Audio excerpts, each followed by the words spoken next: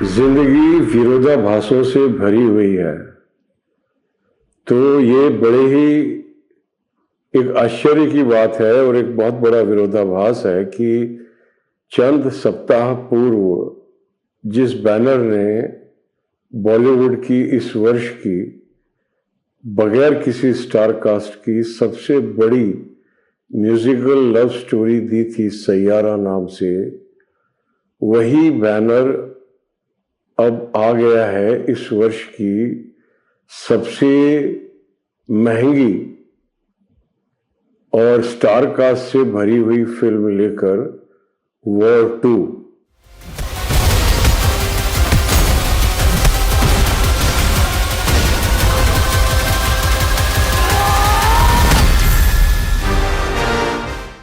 और बैनर है यशराज फिल्म्स।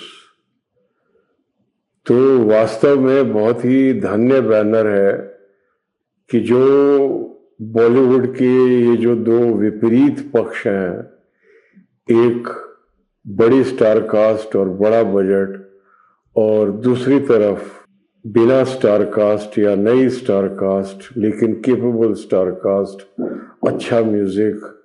और इकोनॉमिकल मेकिंग मगर एफिशिएंट मेकिंग, ये जो दो विरोधाभास हैं, ये दो विपरीत पक्ष हैं जो बॉलीवुड का इस समय अपनी ओर ध्यान आकर्षित कर रहे हैं व्यवहारिक रूप में। तो ये दोनों के दोनों पक्ष को लाने का इतने कम समय के अंदर परमात्मा ने अवसर दिया यशराज फिल्म्स को। इस कार्यक्रम का उद्देश्य किसी भी नई रिलीज हुई फिल्म की समीक्षा करके व्यूअरशिप हासिल करना नहीं है, क्योंकि हम चाहते हैं कि फिल्में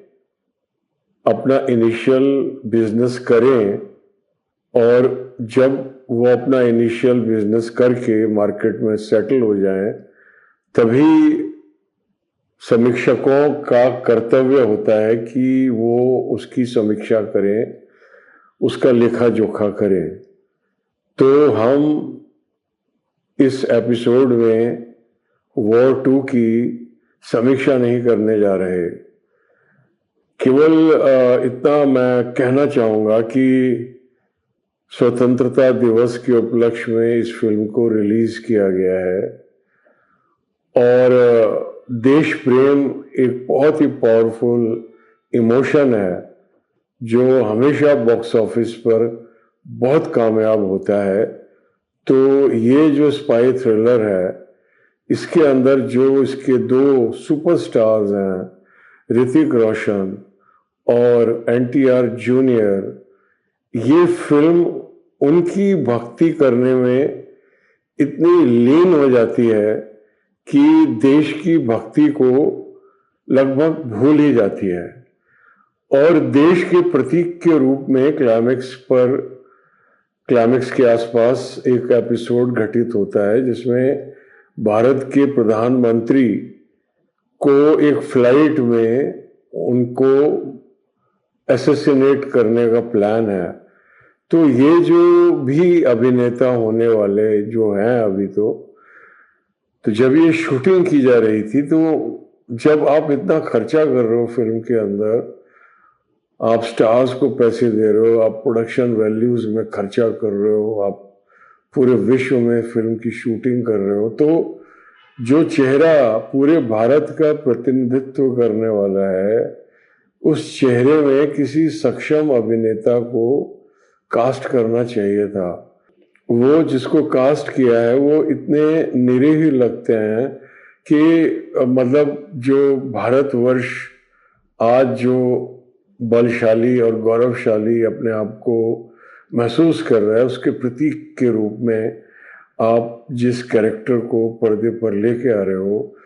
आप इतने सक्षम हो, किसी भी नामी गिरामी अभिनेता को सरप्राइज अपीयरेंस में लिया जा सकता था, जिससे कि सीक्वेंस की जो इंटेंसिटी है वो भी बढ़ जाती, क्योंकि एक ऐसे शख्स की जान खतरे में होती जो वास्तव में नामी गिरामी और कीमती व्यक्तित्व है। खैर, ये सब बातें हम बाद में करेंगे अगले सप्ताह, जब हम इस फिल्म की गहन समीक्षा करेंगे, इसको एनालाइज करेंगे। बहरहाल फिल्म प्रोडक्शन बैनर के अनुसार 400 करोड़ की लागत से बनी है और फिल्म में खर्च किए गए पैसे पर्दे पर दिखाई देते हैं और जो एक्शन सीक्वेंसेस हैं वो बहुत ही भव्य हैं